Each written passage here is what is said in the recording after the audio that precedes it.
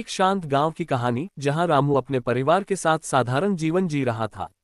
एक दिन रामू के खेत में एक पुरानी धूल भरी सिंदूकिया मिली। जब उसने उसे खोला तो उसमें से एक पुरानी चिट्ठी और एक सोने का सिक्का निकला। चिट्ठी में लिखा था, जो भी इस सिक्के को छुएगा उसके जीवन का सबसे बड़ा रहस्य खुलने वाला है, लेकिन सच जानने की कीमत चुकानी होगी। रामू घबराया पर उत्सुकता से सिक्के को उठा लिया। उसी रात सपने में एक रहस्यमय आवाज ने उसे पुकारा, रामू, अगर सच्चाई जानना चाहता है तो पुराने मंदिर के पास वाली बावड़ी पर आना, लेकिन याद रहे हर कदम पर खतरा होगा। अगले दिन रामू ने गायत्री से यह बात बताई। गायत्री ने उसे रोकने की कोशिश की, लेकिन रामू की जिद के आगे वह हार गई। वह अपने बेटे संजू के साथ बावड़ी की ओर निकल पड़ा। रास्ते में अचानक सांपों का झुंड उनके सामने आ गया। संतू डर से कांपने लगा, लेकिन रामू ने हिम्मत नहीं हारी।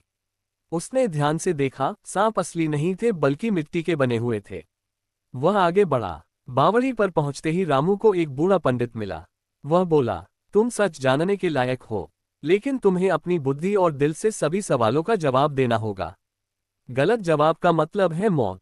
पहला सवाल था, जो चीज जितना ज्यादा बांटी जाए उतनी बढ़ती है। रामू ने सोचा और जवाब दिया, प्रेम। पंडित मुस्कुराया और अगला सवाल पूछा।